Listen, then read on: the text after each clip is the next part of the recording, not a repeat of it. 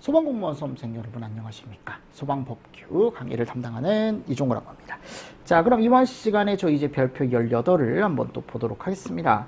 자, 근데 이 별표 18이 예전엔 시험 문제가 거의 안 나왔었는데 이제 최근에 한두 문제가 또 출제가 되면서 아예 안 볼 수는 없을 것 같아요. 그래서 18하고 19 있죠. 18, 19 그 두 개 정도를 보셔야 되는데 19 같은 경우는 원래 나왔었어요. 아셨죠? 별표 19는. 근데 별표 18은 최근에 좀 이제 출제가 됐습니다. 이제 어디서 이제 출제가 됐냐면 거기 별표 18에 가보면 뭐라고 되어 있습니까? 제목이 제조소 등에서의 위험물의 저장 및 취급에 관한 기준이라고 나와 있죠. 근데 거기에 공통기준이라고 있어요. 위험물의 유별 저장 취급의 공통기준. 근데 오른쪽에 가보면 뭐라고 되어 있습니까? 중요기준이라고 들어가 있죠. 그래서 우리가 이 별표에 가보면 중요기준이 있고 또 뭐가 있냐면 이제 세부 기준이 있어요. 근데 중요한 건 말 그대로 중요 기준이 더 중요하겠죠. 세부 기준보다. 그래서 중요 기준이 붙어 있는 거 위주로 조금 정리를 한 번이라도 하고 가셔야 된다라고 제가 말씀을 드렸었는데, 자, 일단 이 책에 들어가 있는 내용, 점프 책에 들어가 있는 내용 정도는 최소한 정리를 해 가신다라고 한번 저하고 마음을 먹고 가보도록 하겠습니다. 자, 근데 이 내용은 어렵진 않아요. 유별 저장 취급의 공통 기준인데, 자, 이거 제가 뭐라 그랬어요? 오른쪽에 있는 내용을 읽고 왼쪽에 얘가 몇류 위험물인지만 알 수 있으면 된다 그랬죠. 그럼 얘가 없다라고 생각하고 가연물과의 접촉, 혼합이나 분해를 촉진하는 물품과의 접근 또는 과열, 충격, 마찰 등을 피하는 한편 알칼리 금속의 과산화물 끝났어요. 알칼리 금속의 과산화물 나왔으면 무조건 몇류? 1류. 그죠? 무슨 말씀인지 아시겠습니까? 그리고 가연물과의 접촉, 혼합이나 분해를 촉진한다라고 했으니까 얘는 이제 산화성 물질이 되는 거죠. 두 번째, 이류 위험물. 산화제와의 접촉, 혼합이나 불티, 불꽃, 고온체와의 접근, 과열을 피한다. 산화제와의 접촉을 피한다라고 했으니까 일단 산화성 물품은 절대 아니고, 그죠? 왜냐하면 산화제와의 접촉을 피한다라고 했으니까 얘는 가연성을 가진 애들 또는 폭발성을 가진 그런 애들이 들어오겠죠. 철분, 금속분, 마그네슘 끝났네. 철분, 금속분, 마그네슘은 이미 인화성 고체, 이미 이류 위험물이라는 걸 알 수 있다라는 거지. 자, 3번 삼류 위험물. 자연 발화성 물질에 있어서는 불티, 불꽃, 고온체와의 접근, 공기와의 접촉을 피하고 금수성 물질은 물, 몇류? 3류. 4류. 자, 여기는 좀 보셔야 될 게 불티, 불꽃, 고온체와의 접근 또는 과열을 피하고 증기에 대한 내용이 나와요. 그죠? 그래서 인화성 액체, 우리가 이제 휘발성을 가진 액체들이 많다 그랬죠. 그죠? 가연성 증기가 나올 수 있는. 그리고 단순하게 그냥 불티, 불꽃, 고온체와의 접근이나 과열, 충격, 마찰을 피해야 된다. 이렇게만 단순하게 표현되어 있는 게 5류. 6류는 이것도 산화성인 거니까 가연물과의 접촉, 그죠? 혼합, 분해를 촉진하는 부분과의 접촉 또는 과열을 피해야 된다. 그래서 오른쪽에 있는 내용을 읽어보시고 무슨 말씀인지 아시겠습니까? 이게 몇류 위험물인지 조금 잘 정리를 해주시면 된다. 됐죠? 자, 그리고 나서 이제 저장 기준이라는 게 있어요. 위험물을 어떻게 저장을 할지. 위험물을 어떻게 저장을 할지. 맞나요? 그래서 이 저장 기준도 여러분들이 하나 정도 이제 보셔야 되는 게 뭐냐면 올해 이미 여기서 시험 문제가 나왔었기 때문에 여기에서 나오는 중요 기준 위주로 시험 문제 나왔던 중요 기준 위주로 여러분들이 한 번 정도는 정리를 조금 해 가시면 좋을 것 같습니다. 됐나요? 그래서 여기 갔을 때 저장소에는 위험물 외의 물품을 저장하지 아니어야 한다. 다만 다음 항목의 1에 해당하는 경우엔 그렇지 않다. 근데 1에 해당하는 기준은 너무 많아서 제가 뺐고요. 그죠? 2번 가보십시오. 0별표 1에 유별을 달리하는 위험물 같은 경우는 동일한 저장소에 저장하지 말고 다만 옥내 저장소 또는 옥외 저장소에 있어서 다음의 항목의 규정에 의한 위험물을 저장하는 경우로서 위험물을 유별로 정리하여 저장하는 한편 서로 1m 이상의 간격을 두는 경우엔 그렇지 않다. 자, 이것도 중요 기준이고 항목 기준은 제외. 3류 위험물 중 황린, 그 밖에 물속에 저장하는 물품과 금수성 물질은 동일한 저장소에 저장하지 아니하여야 한다. 그죠? 4번 나와 있고, 자, 5번 가보도록 하겠습니다. 5번. 옥내 저장소에서 동일 품명의 위험물이더라도 자연 발할 우려가 있는, 자, 거기 가보면 뭐라고 나와 있습니까? 그죠? 또는 재해가 현저하게 증대할 우려가 있는 위험물을 다량 저장하는 경우에 지정 수량 10배 이하마다 구분하여 상호 간 0.3m 이상의 간격을 두어 저장한다. 맞죠? 뭐 하역하는 건 뭐 그렇지 않다. 이런 내용 들어가 있고.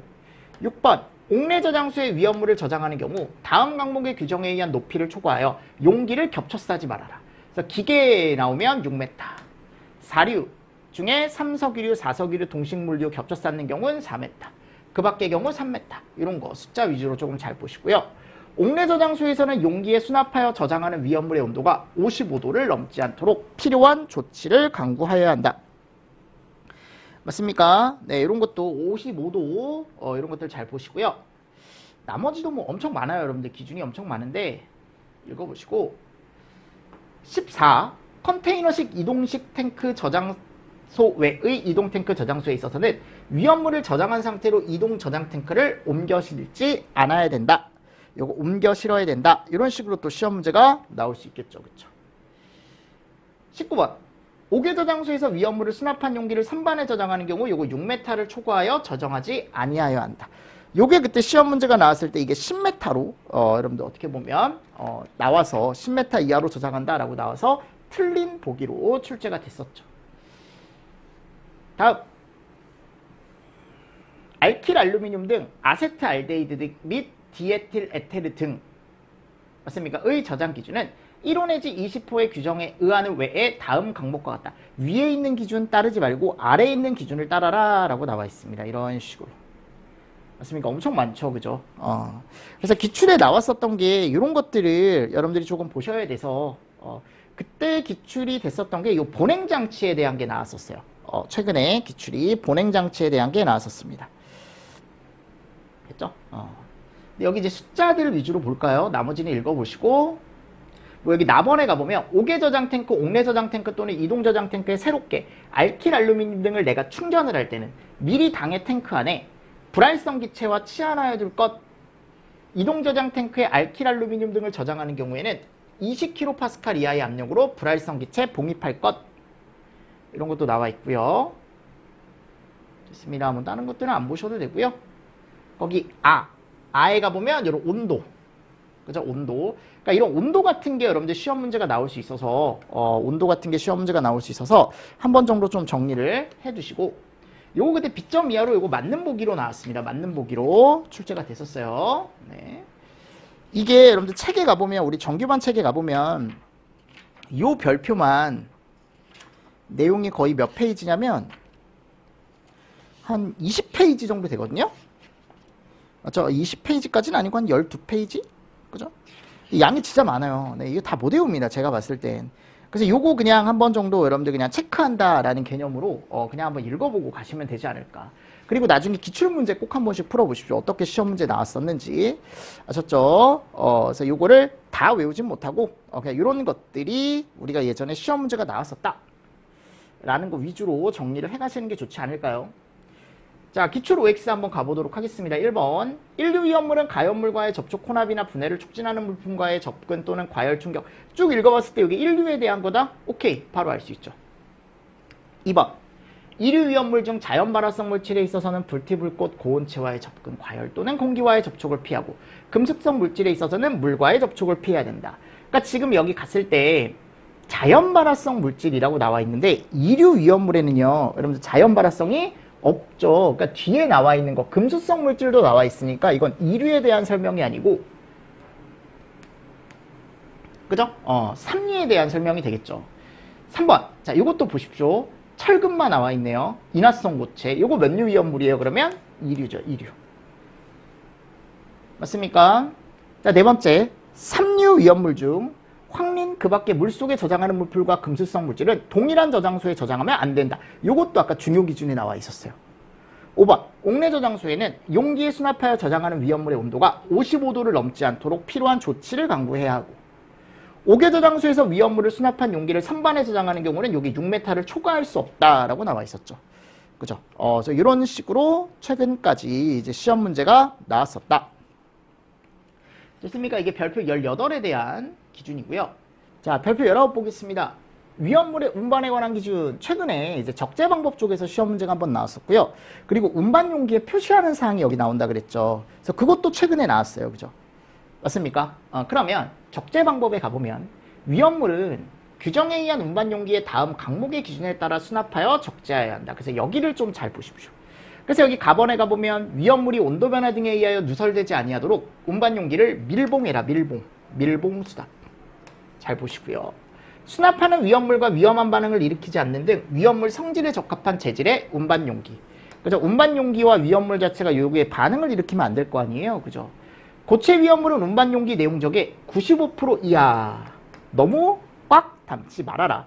액체가 조금 더 크죠? 98%.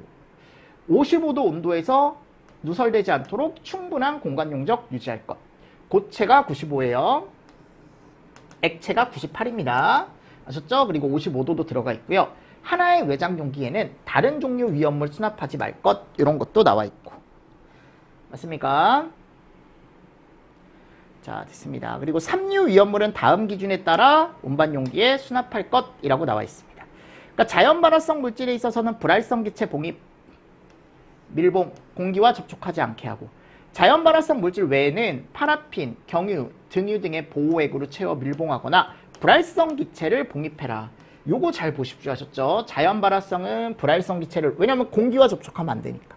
자연 발화성 물질 외의 부품은 약간 뭐를 넣어놓으래요? 약간 기름이나 또는 불활성 기체를 넣어놔라. 라목의 규정에도 불구하고 요 라목의 규정에도 불구하고 자연 발화성 물질 중 알킬 알루미늄 등은 이런 것들은 좀 특이한 거니까 잘 보셔야겠죠. 90% 이하네요. 원래 액체면 98%지만 얘는 90% 이하래. 그리고 50도에 5%예요. 50도에 5%, 50도에 5%. 위험물은 당해 위험물이 전락하거나 위험물을 수납한 운반 용기가 전도, 낙하 또는 파손되지 않도록 해라. 떨어지지 않게 해라. 운반 용기는 수납구를 아래로가 아니고 위로.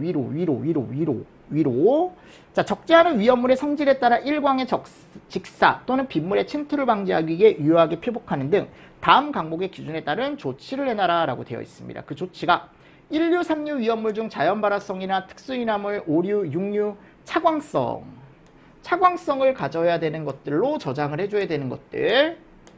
1류 위험물 중 알칼리 금속의 과산화물 또는 이를 함유한 것, 2류 위험물 중 철분, 금속분, 마그네슘 또는 이들 중 어느 하나 이상을 함유한 것, 3류 위험물 중 금수성 물질은 방수성이 있는, 얘네들은 다 물과 만나면 안 되는 애들이래요. 그죠? 자, 5류 위험물 중 55도 이하의 온도에서 분해될 우려가 있는 것은 보냉 컨테이너에 수납하는 등 적당한 온도 관리를 해줘라 라고 나와 있습니다. 자, 그리고 라번 정도 보시면 됩니다. 다음, 액체 위험물 또는 위험 등급 2의 고체 위험물을 기계에 의해 하역하는 구조로 된 운반 용기에 수납하여 적재하는 경우 충격 등을 방지하기 위한 조치를 강구해라. 저는 여기도 충분히 나올 수 있다고 생각합니다. 이 조치. 그죠? 내기 쉽겠죠? 그죠? 여기 아직 나온 적은 없지만. 자, 위험물을 수납한 운반 용기를 겹쳐 쌓는 경우 3m 이하로 하고 용기 상부에 걸리는 하중은 당의 용기 위에 당의 용기와 동종의 용기를 겹쳐 쌓아 3m의 높이로 했을 때 걸리는 하중 이하.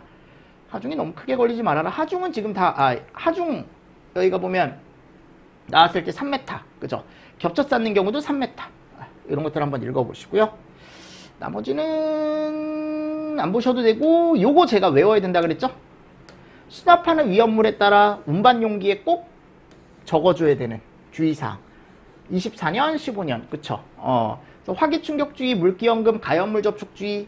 그죠? 그리고 화기충격주의 및 가연물 접촉주의. 자, 여기가 보면 물기연금이 추가가 된 게 알칼리 금속의 과산화물. 그 외의 인류는 다 뭐야, 여러분들? 예. 맞습니까? 그러니까 알칼리 금속의 과산화물만 화기충격주의, 물기연금, 가연물 접촉주의가 들어가는 거고, 나머지 인류는 물기연금이 안 들어간다라고 제가 얘기를 했습니다. 이류 위험물 중 철근마 또는 이들 중 어느 하나 이상을 함유했다. 자, 철근마면 무조건 얘 들어가야겠죠. 물기연금. 그리고 화기주의. 인화성 고체는 화기엄금 들어갑니다. 엄금 위주 잘 보시고 그 밖에 것 화기주의. 3류 위험물 중 자연 발화성은 화기엄금과 공기 접촉엄금. 금수성은 물기엄금. 이게 엄금만 딱딱 들어가 있습니다. 그죠? 3류는. 그리고 4류는 화기엄금. 5류는 화기엄금. 충격주의, 6류 가연물 접촉주의. 그리고 제가 부표도 어떻게 해야 된다 그랬어요? 요거 알고 계셔야 된다 그랬죠. 그죠? 그래서 쓰면 된다 그랬죠? 어떻게 해요? 3, 4, 4, 5, 6. 1, 6, 3, 4, 2, 4, 2, 5, 4, 5 이런 식으로 혼재가 가능하다. 그래서 동그라미 쳐져 있는 건 혼재가 가능한 거고, X가 쳐져 있는 건 혼재가 안 되는 거다. 같이 또 보시면서 넘어가 주시면 좋지 않을까라고 생각을 합니다. 맞습니까? 자, 그리고 나서요, 이제 거기 보도록 하겠습니다. 1번. 고체 위험물은 운반용기 내용족의 95% 이하의 수납률로 수납할 것. 2번 자연 발화성 물질 중 알코올, 알루미늄 등은 운반용기 내용족의 95% 이하의 수납률로 수납하되.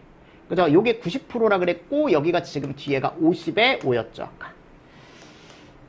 맞죠? 그래서 요게 지금 잘못된 거고요. 인류 위험물 중 알칼리 금속의 과산화물은 물기 주의를 게시판에 표시한다 라고 했는데 요게 자체가 우리가 게시판이 아니고 알칼리 금속의 과산화물은 물기 언금을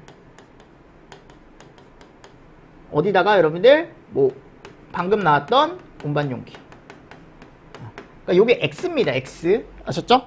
물기 언금 됐습니까? 네, 이런 기준들 조금 보시면서 넘어가 주시면 좋지 않을까. 그래서 별표는 일단 요 정도만 정리해 주십시오. 요 정도. 요거 X로 바꿔주시고요.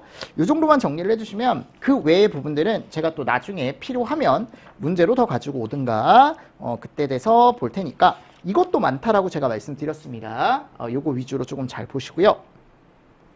자, 다음 내용 가보면 이제 뭐가 나와요? 화재조사법. 화재조사법이 맨 뒤에 있어서 여러분들 공부를 잘 안 하셨을 수도 있는데 화재조사법도 꼭 정리를 해주셔야 됩니다. 당연히 아셨죠? 그러니까 이게 양이 많지 않은데 여기서 세 문제 이렇게 나오니까 일반적으로 훨씬 확률이 높은 거잖아요. 막 이렇게 막 엄청 많은 양에서 세네 문제 나오는 것보다 조그만 양에서 우리가 컴팩트하게 봤을 때 세네 문제 맞출 수 있는 훨씬 더 효율이 높은 법이거든요. 그래서 꼭 여러분들 정리를 해 가셔라. 됐죠? 그래서 화재조사법 같은 경우는요. 제가 여기에 이렇게 넣어놨습니다. 화재조사에 관한 법률이라고 해서 자 정의 총칙부터 한번 가보도록 하겠습니다. 우리 한 번 더 보는 거예요. 자 일단 목적. 이 법은 화재 예방 및 소방 정책에 활용하기 위해 화재 원인, 화재 성장 확산, 피해 이런 것들에 관한 과학적이고 전문적인 조사에 필요한 사항을 이 안에 넣어놨다. 맞죠? 자 그리고 2조로 가보도록 하겠습니다. 2조. 정의죠. 정의. 그러면 여기에 용어의 정의가 나오는데 이거는 무조건 정리하셔야 돼. 아셨죠? 무조건이야 여러분들. 이거는 무조건 정리를 하셔야 됩니다. 그래서 화재란 사람의 의도에 반하거나 고의 또는 과실에 의해 발생하는 연소현상이다. 이거 폭발현상으로 바꿀 수 있거든요. 아닙니다. 소화할 필요가 있는 현상. 자, 없는 현상 아니라 그랬죠? 맞습니까? 또는이에요. 또는 사람의 의도에 반하여 발생하거나 확대된 화학적인데 물리적으로 충분히 바꿔놓을 수 있다. 화재의 정의는 꼭 알고 계십시오. 자, 그리고 화재조사란 누가 한대요? 청본서. 여기서는 청본서를 관서장이라고 우리가 예전에 예방법 쪽에서 얘기를 했었죠. 자, 이런 사람들이 원인, 피해, 대응 이런 것들을 파악하기 위해 자료를 수집하고 관계인 등한테 질문을 하고 그죠?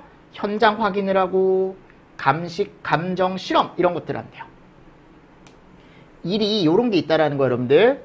내용이 화재조사란 이런 거 한다라는 거예요. 뭐를 위해? 원인, 피해, 대응 이런 것들을 알기 위해서. 아셨죠? 자료도 수집하고 관계인 등에 대한 질문도 하고 현장 가서 물어보기도 하고 확인하기도 하고 감식하기도 하고 감정하기도 하고 실험하기도 하고. 그럼 화재조사관이랑 누구냐? 전문성을 인정받아 화재조사를 수행하는 소방공무원을 화재조사관이라고 얘기하고 자 관계인 등이라고 나와요. 제가 이거 꼭 보라 그랬어요. 관계인 등은 소유자, 관리자, 점유자 이거 우리 기본법상에서 관계인이라고 했었잖아요. 그 관계인뿐만이 아니고 발견, 신고, 목격 이렇게 세 개만 알면 돼. 발견, 신고, 목격. 그리고 다에 갔을 때 여기가 좀 기니까 뒤쪽이 소화활동을 행하거나 자 여기 보시면 인명구조 소화활동이나 인명구조 근데 유도 대피 포함이에요. 요거 제외로 충분히 나올 수 있습니다. 무슨 말씀인지 아시겠죠? 관계된 사람 즉 그 화재에 관계된 사람이 다 들어가는 거예요. 지금 관계인 등 안에는 화재를 발생시키거나 관계가 있는 사람 이런 사람들도 지금 다 우리가 누구라고 얘기한다? 관계인 등이라고 얘기한다. 됐습니까? 자 그리고 나서 이제 챕터 2 화재조사의 실시로 가보도록 하겠습니다. 자 청본서를 우리 이제 관서장이라고 할 거예요. 그래서 화재조사의 실시는 누가 한다? 관서장이 신고를 받는 즉시 어떻게? 지체 없이 실시를 한다. 근데 범죄수사에 영향을 주면 안 된다. 이런 것도 같이 보시면 좋겠죠. 지장 경찰하고 겹치면 안 되겠죠. 그죠? 자, 그래서 조사 항목에 가보면 화재 원인. 이거 여러분들 내가 꼭 외워야 된다 그랬어. 조사 항목, 원인, 피해, 그죠? 그리고 대응, 그리고 소방시설 등이에요. 소방시설 등, 소방시설 등, 설치, 관리, 작동. 설치, 관리, 작동, 소방시설 등에 대한, 맞습니까? 그리고 화재 발생 건축물과 구조물, 건축, 구조. 화재 유형별 위험성. 이런 것들을 조사한대요. 그죠? 그러니까 이런 것들은 떠올리기 쉬워요. 원인이나 피해, 대응, 소방시설 등. 근데 이 5번이 조금 약간 이제 불편할 수 있으니까 이런 내용들 조금 잘 보시면서 넘어가 주시면 될 것 같습니다. 그래서 일반적으로 우리가 이제 소방 대상물에서 발생한 화재 조사하게 되어 있죠. 그리고 소방관서장이 야 이건 여기는 화재 조사를 해야 될 것 같아 라고 하면은 화재 조사를 실시를 해줘야 된다. 자, 화재 조사 내용 및 절차라고 해서 대통령령에 나와 있는 내용이 있는데 이 4개예요. 이것만 알면 돼요, 여러분들. 현장 출동 중에 조사하는 방법이 있대요. 그러니까 우리가 이제 소방차 안에서, 그죠? 출동차 안에서도 어떻게 하는 거야? 그 상황을 계속 파악을 해야 될 거 아니에요. 그때부터 화재 조사가 실시가 되는 거예요. 현장 출동 중, 그리고 현장에 나가서 조사하는 게 있겠죠. 그리고 정밀 조사가 있고 결과 보고가 있대요. 소방관서장은 산불 조사 등 다른 법률에 따른 화재 관련 조사가 원활히 수행될 수 있도록 협조를 해줘야 된다. 뭐 당연한 얘기죠. 그래서 이 4가지 내용 뭐가 있는지 절차 이런 게 있다라는 거. 무슨 말씀인지 아시겠습니까? 네, 됐습니다. 이런 것들 잘 보시고요. 자, 다음 6조 화재 조사 전담부서의 설치 및 운영이라고 나와 있습니다. 자, 그럼 전담부서는 뭐만 담당하는 부서일까요? 당연히 화재 조사만 담당하는 부서겠죠. 그래서 화재 조사 전담부서 같은 경우는 소방관서장이 전문성에 기반하여 화재 조사를 실시하기 위해 설치를 한다라고 되어 있습니다. 그럼 여기서 당연히 뭐 하는 거예요, 여러분들? 조사 실시하겠죠. 그리고 그 결과에 대한 분석과 관리를 한대요. 그리고 기술 개발과 역량 증진을 하고 그때 필요한 시설 장비에 대한 관리 운영까지. 그 밖에 화재 조사에 필요한 업무 들어가 있습니다. 됐나요? 그래서 소방청장이 실시하는 화재 조사에 관한 시험에 합격한 소방 공무원 등 화재 조사에 관한 전문적인 자격을 가진 소방 공무원이 할 수 있다. 화재 조사관은 아무나 못하겠죠, 당연히. 맞습니까? 그래서 이런 화재 조사 전담부서라는 곳이 있다라는 거 알고 계시면 좋겠죠. 그래서 화재 조사 전담부서에는 화재 조사관을 몇 명 이상 배치하래요? 2명 이상 꼭 배치를 해주래. 몇 명이요? 2명 이상 꼭 배치를 해줘라. 그리고 전담부서에는 뭐가 있어야 돼요? 우리 장비도 있어야 되고, 맞나요? 시설도 있어야겠죠, 그죠? 이런 내용도 들어가 있고요. 전담부서가 화재 조사를 완료하면 화재 조사 결과를 청, 본, 서에게 보고를 해줘라. 왜냐하면 청부서가 만드는 거니까요. 그래서 원래는 이게 별표가 있어요. 뭐가 있냐면 전담부서에 제가 방금 뭐가 있어야 된다 그랬어요? 장비가 있어야 된다 그랬잖아요. 시설이 있어야 된다 그랬잖아요. 이게 한번 나온 적이 있어. 경채 때. 그죠? 감식기기가 아닌 것은 해가지고. 근데 제가 얘기했죠. 여러분들 여기 가보면 발굴 용기가 8개가 있고 기록기기가 13개가 있고 감식기기 16개, 감정용 기기 21개, 조명기기 5개, 안전장비 8개, 증거 수집장비 6개 막 해가지고 엄청 많아요, 종류가. 맞습니까? 근데 이거를 다 외우기가 쉽지가 않다. 그러니까 이런 거는 여러분들 뭐 솔직히 말씀드리면 틀려도 돼요. 이렇게 말하면 되게 좀 그럴 수도 있는데 다 같이 틀리는 거야, 이런 거. 왜냐면 이거 여러분들 찍어서 맞춰야지. 이거 어떻게 다 여러분들 하나씩 다 외우겠습니까? 제 개인적인 생각은 그렇습니다. 그죠? 그래서 그때 나왔던 게 요 감식기가 나와 있기 때문에 제가 그냥 하나 요거 참고로 해서 넣어 놓은 거고, 제 말은 뭐냐면 굳이 이거를 다 외우려고 하지 말아라 라는 겁니다. 그 종별을. 아셨죠? 그게 거의 50개 정도가 되는데 자, 됐습니다. 그리고 화재조사관이 되려면 제가 아까 화재조사관은 화재 전담부서에서 화재조사를 실시하는 그 사람들 얘기한다 그랬죠? 화재조사에 관한 시험에 합격한 소방공무원이나 또는 화재 감식평가 분야의 기사, 산업기사 자격을 취득한 공무원. 근데 공무원이 하는 거예요, 당연히. 소방공무원이 아닌데 가가지고 화재조사를 할 수가 없다라는 거죠, 제 말은. 그래서 이런 기준이 들어가 있더라. 됐죠? 그래서 화재조사 시험은 언제? 청장이 30일 전까지 공고를 하고요. 우리가 화재조사관을 하고 싶으면 전문교육을 이수하거나 또는 8주 이상 전문교육을 이수한 사람이라고 나와 있습니다. 조사관 양성교육을 이수한 사람, 8주 이상 화재조사 전문교육. 이름이 틀리죠, 그죠? 이런 것들 나와 있고, 화재조사 교육훈련은 관서장이 실시한답니다. 그래서 화재조사관 양성을 위한 전문교육, 전문 능력 향상을 위한 전문 교육, 전담 부서에 배치된 화재 조사관을 위한 의무 보수 교육. 그래서 이 두 개는 신규를 위한 전문 교육이고,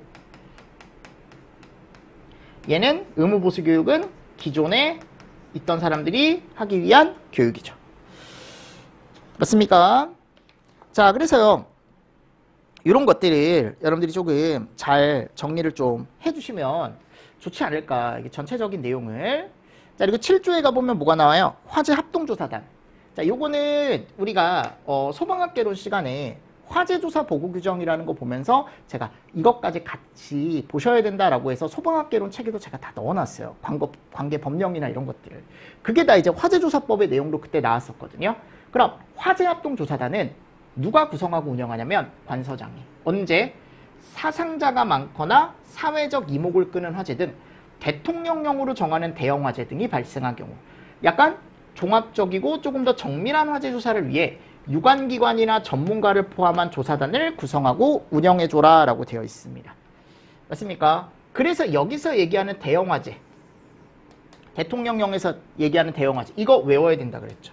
사망자 5, 사회 경계 광범위 소방관서장 인정하는 화재다 라고 해가지고 이런 것들 꼭 보셔라 라고 제가 틀림없이 말씀을 드렸습니다. 그래서 화재합동조사단 단원이 될 수 있는 사람들이 화재조사관.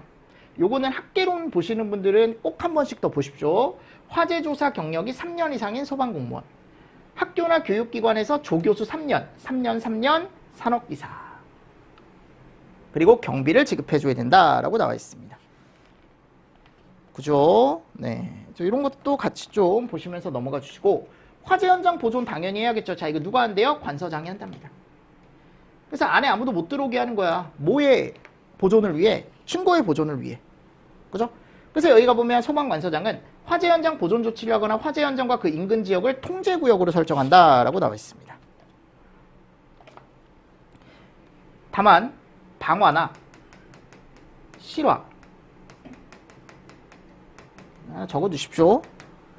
혐의로 수사 대상이 됐다. 수사 대상이 됐다. 그 사람이, 아셨죠? 그러면 경찰서장이 통제구역을 설정할 수 있다라고 나와 있습니다. 나와 있죠, 그죠? 뭐 이런 것도 한번 보시고요. 그 내용입니다. 됐고요. 화재 현장 보존 조치를 하거나 통제구역을 설정한 경우 누구든지 관서장 또는 경찰서장의 허가 없이 물건 가져가면 안 되겠죠. 그런 내용이 나와요. 근데 그건 당연한 얘기라 제가 따로 넣어놓지는 않았고, 보존조치 통지라는 걸 내릴 수 있대요. 그래서 소방관서장이나 경찰서장은 관계인에게 알리고 해당 사항이 포함된 표지를 꼭 설치를 해줘라. 그래서 이것도 3개니까 나올 수 있겠죠. 화재 현장 보존조치, 통제구역 설정을 왜 했는지, 그리고 내가 이제 관서장이 했는지 경찰서가 했는지, 설정 범위, 기간, 이런 것들. 무슨 말씀인지 아시겠죠? 자, 그리고 해제하는 것도 나와요. 소방관서장이나 경찰서장은 화재 현장 보존 조치나 통제구역의 설정을 지체 없이 해제한다. 그 이유가 화재 조사가 완료됐을 때 또는 관련이 없다고 인정이 됐을 때, 뭐 이런 내용들 들어가 있습니다. 8조에 대한 내용이죠. 자, 구조 출입조사, 관계인에게 보고 또는 자료 제출 또는 명령 또는 질문을 할 수 있대요. 관서장이. 맞습니까? 자, 10조, 관계인 등의 출석 등. 소방관서장은 관계인 등을 소방관서에 출석하게 하여 질문하게 할 수 있대. 출석 요구, 출석일 며칠 전까지, 3일 전까지 이런 것들을 관계인 등에게 알리래요. 그럼 출석한 관계인 등에게 수당과 여비를 지급할 수 있다. 뭐 3일 전까지 이런 것도 하나 보시고, 관계인 등에게 어떤 내용을 알려야 되는지 읽어보시면 무슨 얘기인지 다 아실 거고. 11조, 화재조사 증거물 수집. 필요한 경우 증거물을 수집할 수 있다 그랬죠. 누가? 관서장이. 9는 뭔가요? 그죠? 제가 잘못 넣은 거겠죠. 그죠? 9. 혹시 오해하지 마십시오. 아무것도 아니에요, 여러분들. 큰 의미가 있는 게 아닙니다. 아무 의미 없어 보이죠? 9자 빼주십시오. 수사기관의 장이 방화 또는 실화의 혐의가 있어 이미 피의자를 체포하였거나 증거물을 압수했을 때 화재 조사를 위해 필요한 경우 범죄 수사에 지장을 주지 아니하는 범위 내에서 피의자나 압수된 증거물에 대한 뭐를 할 수 있다? 조사를 할 수 있다. 그죠? 이런 것도 읽어보시고요. 증거물 수집, 필요한 최소한, 이거 최대 아닙니다. 최소한의 범위 안에서 화재조사관에게 증거물을 수집하여 검사시험 분석하고 증거물을 수집한 경우 이를 관계인에게 다시 알려줘라. 그리고 수집한 증거물이 다음 각호의 어느 하나에 해당하는 경우 증거물을 집체 없이 반환을 해줘야 된다라고 나와 있습니다. 그래서 화재와 관련이 없다 또는 화재조사가 완료돼서 증거물을 보존할 필요가 없다. 그랬을 때는 다시 줘야 된다. 반환을 해줘야 된다. 관계기관의 통보라는 내용도 들어가 있습니다. 네, 읽어보시고요. 챕터 3 화재조사 결과의 공표.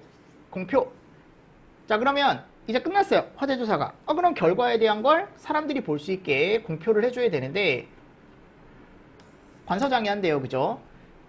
수사가 진행 중이거나 수사의 필요성이 인정되는 경우는 관계 수사기관의 장과 공표 여부에 대해 사전에 꼭 협의를 꼭 해줘야 된다라는 내용도 들어가 있고요. 공표했을 때 공표하는 사유. 국민이 유사한 화재로부터 피해를 입지 않게 하기 위해서 공표를 하는 거고 사회적 관심이 집중되어 국민의 알 권리 충족 등 공공의 이익을 위해 필요할 때 공표한대요.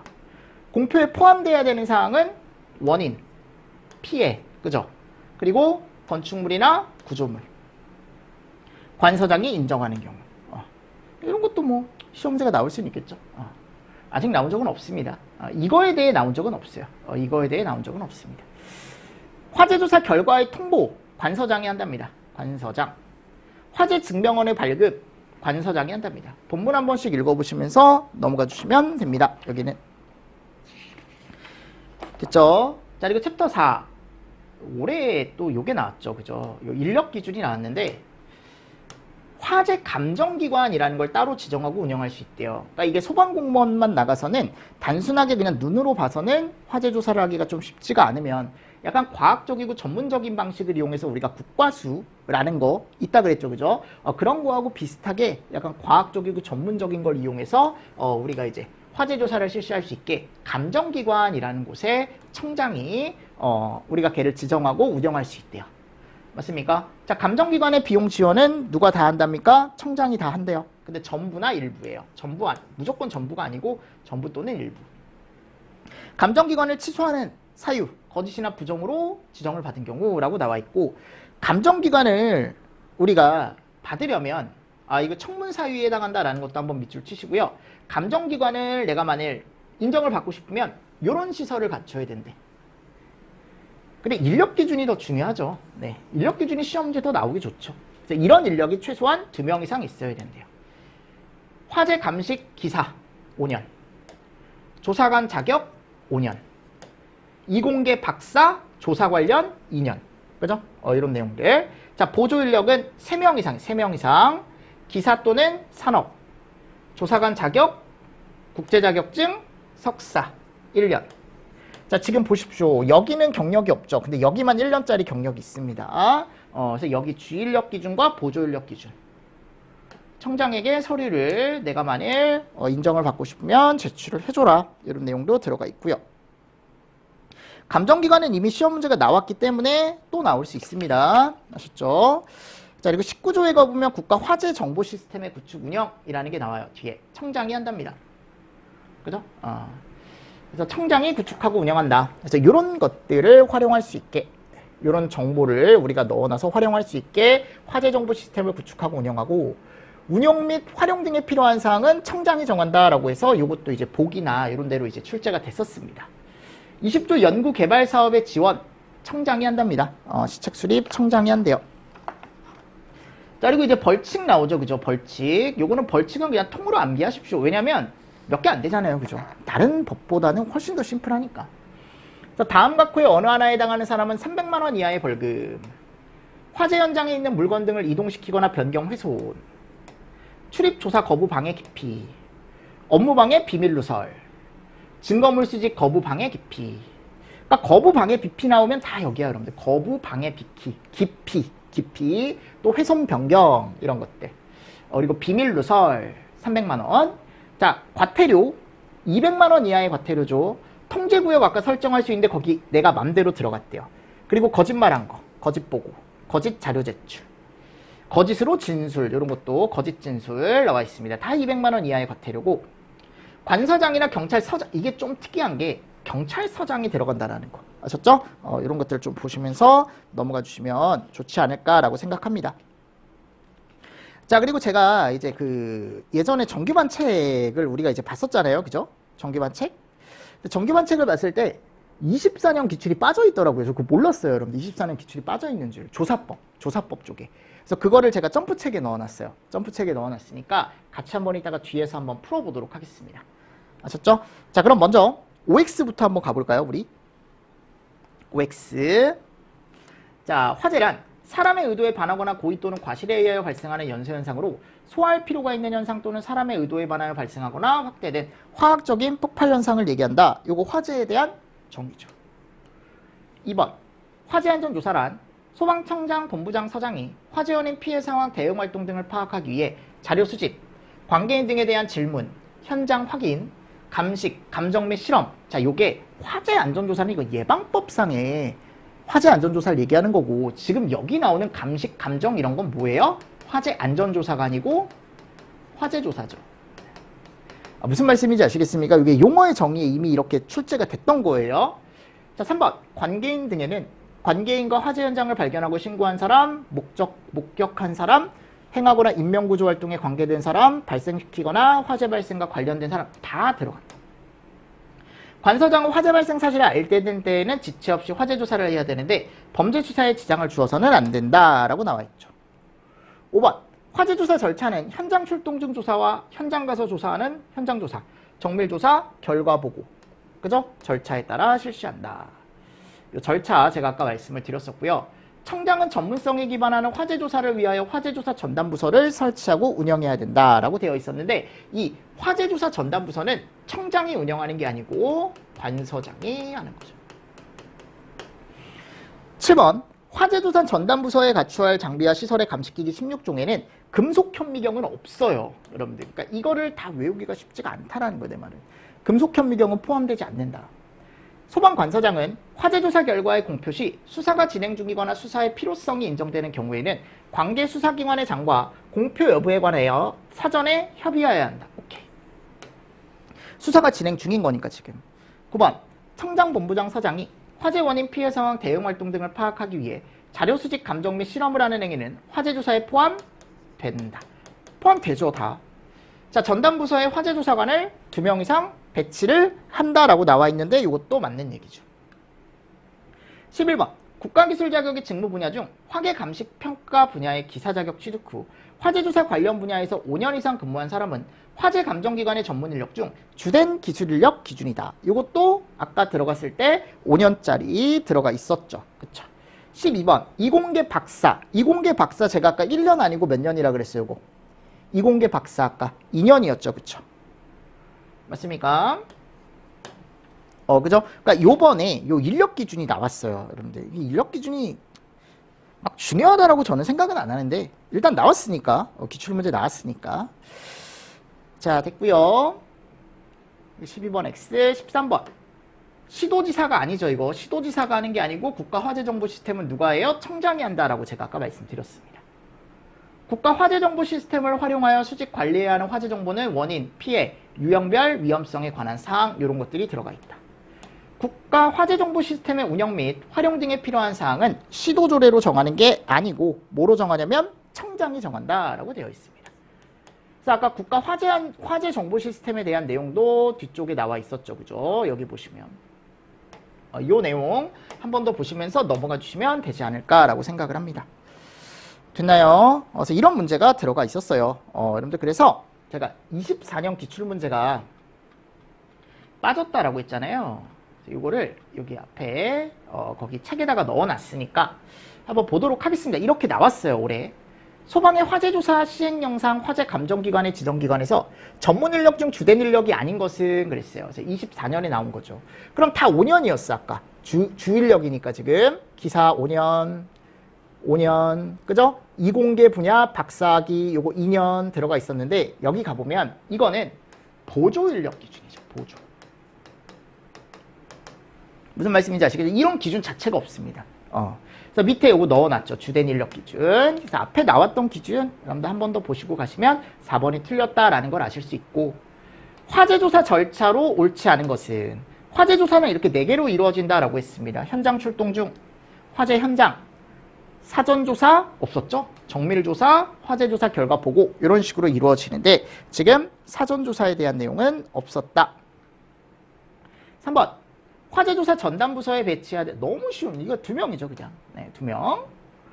4번 화재정보를 수집관리할 때 활용하는 국가 화재정보 시스템의 운영에 관한 설명으로 옳은 것은 이 문제는 조금 어려운 문제일 수도 있어요. 왜냐하면 깊게 공부하지 않으면 그냥 넘어가는 부분일 수도 있어서 이거 청장이 한다 그랬죠. 이게 이제 자세한 내용이 들어가 있었고 맞습니까? 그리고 화재 정보의 수집 관리 활용 등에 필요한 사항이 이게 대통령령으로 정하고 그 필요한 사항 국가 화재 정보 시스템의 운영 및 활용에 관한 사항은 이건 청장이 정한다라고 되어 있습니다. 그래서 이 2번만 확실하게 알면 풀 수 있었는데 제가 봤을 때 조금 고를 때 조금 어려울 수도 있지 않았을까 이런 문제가 있어요. 자 그리고 나서 이제 뒤에 가보면 부록이 나옵니다. 벌금 및 과태료. 그죠? 요거는 제가 다음 주에. 그래서 법규를 여러분들 제가 공지를 하나 해드릴게. 제가 어차피 그 카페에도 올려놓을 거예요. 잠깐만요. 캘린더 어딨죠? 왜 캘린더가 안 보일까요? 여기 있다. 자, 우리가 9월에 가보면 19일이 있어. 9월 19일 다음 주. 그래서 9월 19일 날 법규 종강을 하고요.